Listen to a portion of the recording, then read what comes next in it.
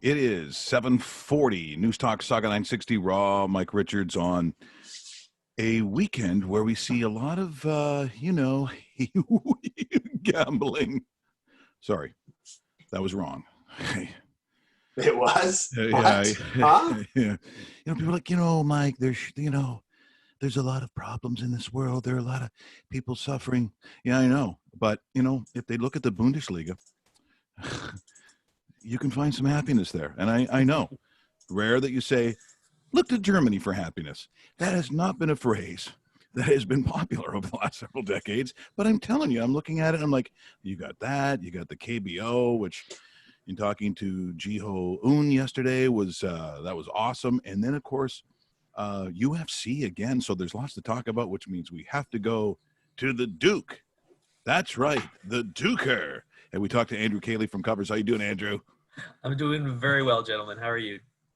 Now, we had an interesting conversation with a guy for, was it Yon Hap News? I think Jiho does his report on the KBO. And he was saying, Andrew, that aside from this little breakout, and it was like 25 people in South Korea, but they were thinking of having fans in the stadium this weekend. I wouldn't be surprised. The Chinese professional baseball league, the CPBL, they are allowing 10,000 to fill their stadiums right now, I believe, for this weekend, and those stadiums hold anywhere between 8,000 and 10,000 people. So I'm not surprised that the Korean League is going to do the same thing. They obviously were one of the countries that got out in front of the COVID-19 outbreak. It's still a little scary, at least from my perspective. But if they feel it's safe and they're testing, I don't know how they're going to do it, whether they're testing everyone going into the stadium or they're they test every ball player when they go to the stadium. So maybe they'll do that with fans. I haven't heard how many fans they'll let in.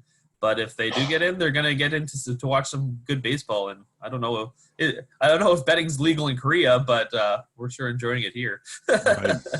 Well, as Jiho said, he said, normally he doesn't get a lot of North American people or contact from people asking about gambling information. And now it's just an avalanche of, what do you think about this pitcher? What do you think about this team? What do you think about the outfielder? It's constant. He said he's not a gambler, but he's becoming interested because, look, I think for in a circumstance that obviously is very unfortunate for around the world, if you're the KBO, there certainly was benefit of this thing happening and ESPN wanting to show the games on television. Oh yeah, I've Saturday mornings are the best mornings. Saturday mornings or Saturday night / Sunday mornings, because those games come on at 2:00 my time, like it's 1:00 Eastern, and so you can stay up late. And they usually come on after the UFCs, which have been going the last few weeks on Saturday. So you watch some UFC, get those bets in, and then chase your losses on some KBO afterwards. Man, you're a night owl. Caley doesn't sleep. Caley doesn't sleep. I love baseball though. Oh, it's just just to watch any baseball has just been fun. Before we get into some of your picks on KBO, now that we've watched it, because I watch it a lot when I wake up in the morning. I have it on right now in the background. What is your opinion of the league as a whole, as a baseball purist that watches the game? What do you think of the actual level of talent in the KBO? It's pretty good, and I think it's fun more than anything else. The bat flips there, like we talked about when we first started, dipping our toes in the KBO waters here. We're like, this is the league where they do all those bat flips, right? Yeah, they do, and it's fun to watch. They have fun playing the game, and I think the MLB could take some notes about how they play the game. Obviously, the teams they're not as talented, obviously, these MLB players, and particularly the bullpens. I find there's some really good starting pitching I've noticed, but the really thing I've noticed about these games and the betting with these games is that you don't feel safe with any lead. I don't feel like there's a closer in this league. There's the same kind of, there's no Mariano Rivera's coming to KBO versions of Mariano Rivera's coming in to save your games. You could be up 5 runs in the 9th, and you shouldn't feel safe with that, with that bet right now, because anything can happen in this league, which has made it fun. Well, and look, it's the ultimate in distraction, because it sort of reminds you of what you watch, but it really isn't what you watch on a normal basis. But there's a lot of that. And what I think is interesting, you just talked about how many fans are going to be allowed to watch Chinese baseball. I looked at the headlines over the last 24 hours, and we've talked about the copycat nature of leagues and entities looking at others. Ohio State talking about putting 50,000 into the horseshoe, and now I see the Superdomes going, well, we could probably put in, and now I see all these weird mathematical formulas that are coming out that are saying, well, if they can do this, we can probably get 13,000 people. You see a lot of so the state of Texas, where they're now going to allow people to go into these facilities.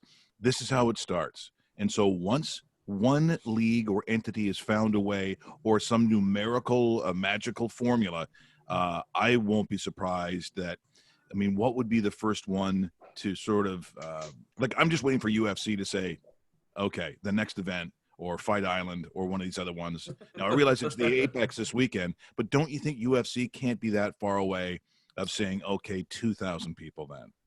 If there's a guy out there who's gonna do something like that, it's gonna be Dana White. He's pushed for these events to keep going on and on all this time anyway.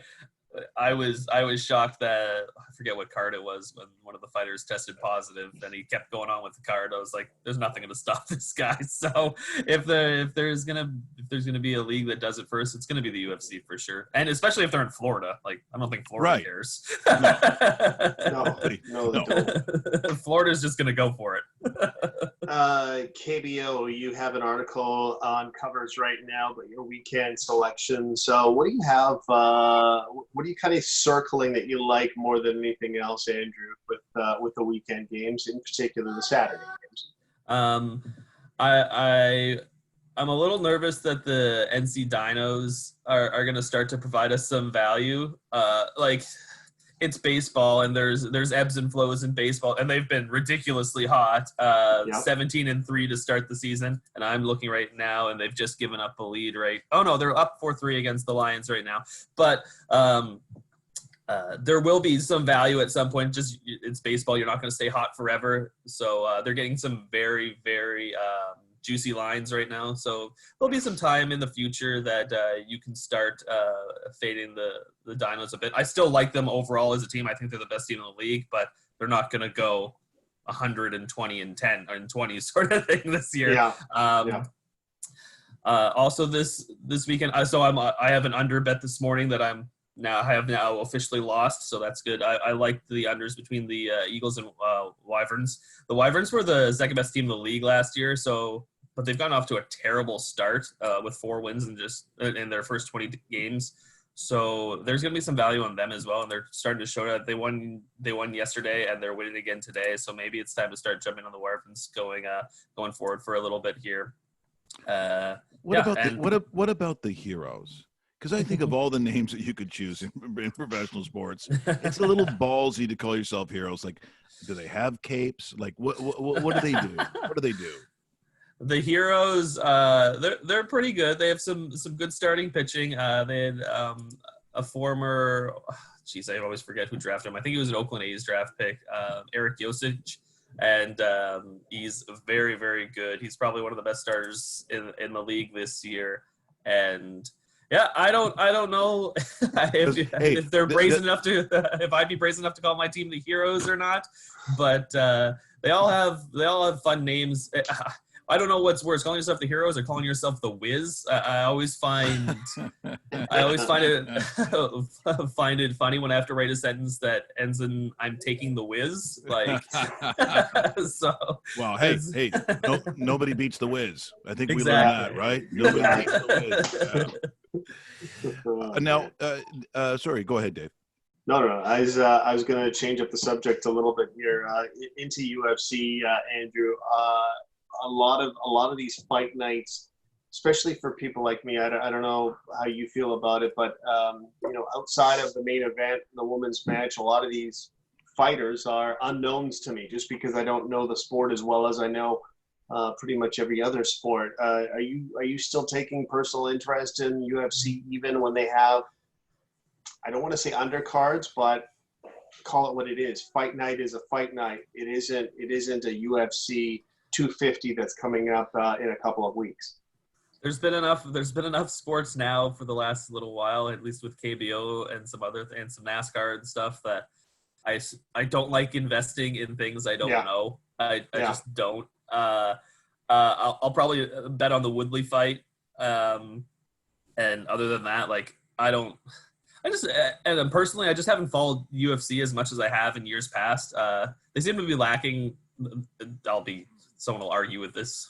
Someone will hit me up on Twitter and say, you're wrong. There's more stars in there. But I just don't think there's the same star power as there was a few years ago. I remember every UFC was a huge event, and either GSP or Anderson Silva was fighting. Anderson Silva fighting Conor McGregor would be a laughable event right now. I don't know what McGregor's thinking, but whether it's him or they had a great heavyweight, or the light heavyweight division one, I know 10 years ago was amazing with guys like Rampage and Chuck Liddell, and it was always like these like big, like, I don't know, exciting, charismatic guys, and they're just, I don't think the UFC has that kind of face anymore, and so like, it all comes back to what I know, and like I said, I'm not going to invest too much in stuff I don't know. But we have a great write up on covers.com right now, done by my coworker Rohit Panaya, and go check it out. He's a hard-nosed UFC guy, so check out what he has and what he likes this weekend. Well, I think your statement is true, and the reason I say that is that if you want to know if your league has stars, then people who don't follow your league know who they are. Yeah. So I'm not talking about the hardcore UFC guy. My son knows everybody. He breaks down every single fight. He knows all this stuff, right? He's a mini Joe Rogan when it comes to that. but people knew who GSP was. You know, You're talking about Silva. You're talking about some of these names where, as you said, it was like, you know, an entire city would show up at that event. And then, of course, it'd be like this big worldwide thing. And even though you didn't follow necessarily, even as a sports fan, because a lot of sports fans aren't really that adept at kind of recognizing UFC, and some, quite frankly, just don't even like it, but they'd know what that event was and they'd know who was fighting. I don't believe you have that now. And so to me, when I look at these kinds of events, look, they're some of them are vastly, like, they're fascinating. Like, it's, if you can get by, and this is, I know what a lot of guys like, see, for Stephen Rapp, for instance, so we'll talk to him about an hour's time, who's a longtime boxing guy, loves boxing, grew up with it, the Muhammad Ali's of the world, you know, that kind of stuff. The ground and pound, the hammer punches when a guy goes down to the canvas and he's almost semi out, and you see those hammer fists coming up. That's what some guys can't handle, because it actually is probably, of all the graphic things that I've seen in many different kinds of sports, that's the one that you got to get over, because it's part of it, and sometimes it's necessary, because guys will get up after being stunned on the canvas. You give them another 15 seconds, it is possible that they could get up and win that fight. So it's a little gross at that moment. And the sound it makes, by the way, isn't like the Batman fights. No, You don't hear smack, pow. It isn't one of those. It's that gross, real sound of fighting, which is that fleshy, bone on bone, not appealing sound. I don't know if I've gotten softer in my old age, but during those older days, we'd go crazy for those fights. Every it'd be like a once a month, and you'd go with your buddies to the bar and you'd go enjoy the fights. But now, after all, being a person who's suffered multiple concussions in my life, and with all the CTE stuff that's coming out now, every time I see someone's head kind of get knocked off a canvas, I'm like, ooh, I feel it used to be like, yeah, and now it's more of a tepid kind of like, oh, I hope he's okay. Like, seriously, you're right. It's cringeworthy at times. Yes, at times it can be, yeah. When you see something like that. Before we wrap this up, quickly give us a couple selections. It doesn't matter what sport, where we're going. I have a feeling I know where we're going. But before we wrap this up, what do you have on your card? So it's going to be mostly KBO again this weekend. The hottest trend in the KBO going right now, it looks like it's not going to cash again today unless the Bears go off or give up a bunch of runs to the Giants here. But overs in Doosan Bears games have cashed at a over 60% rate this year so far, and they are the best hitting team in the league, and they are the worst pitching team in the league. So it is a perfect combination for overs. We have seen some juicy numbers, like a day or so ago, they had a total of 12.5, which was quite high, so I avoided that one. But if you can find a Bears total around 10.5 or so, I'd still be siding with the over. But another thing I like about the Bears this weekend, too, is that they're facing the Lotte Giants. And the Giants, who have scored just 2 runs so far this morning, have scored, that would be 7 runs total in their last 6 games. So they can't score. So the Bears on the run line is a pretty good play this weekend, I would say.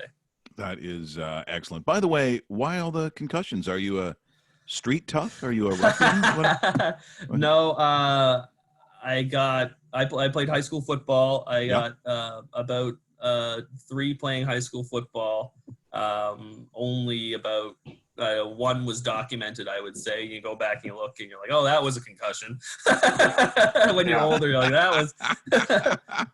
But then I suffered a very serious one playing. I actually playing basketball. I just me and another guy dove for a ball. Oh. And that was when I was about 17 or so. And it was brutal. I was out of school for about 3 weeks. I sat in the dark for 2. Couldn't watch TV, couldn't read books, just anything. It was just massive headaches, and it was not fun. So anytime I hear some of these stories out there, it hits home.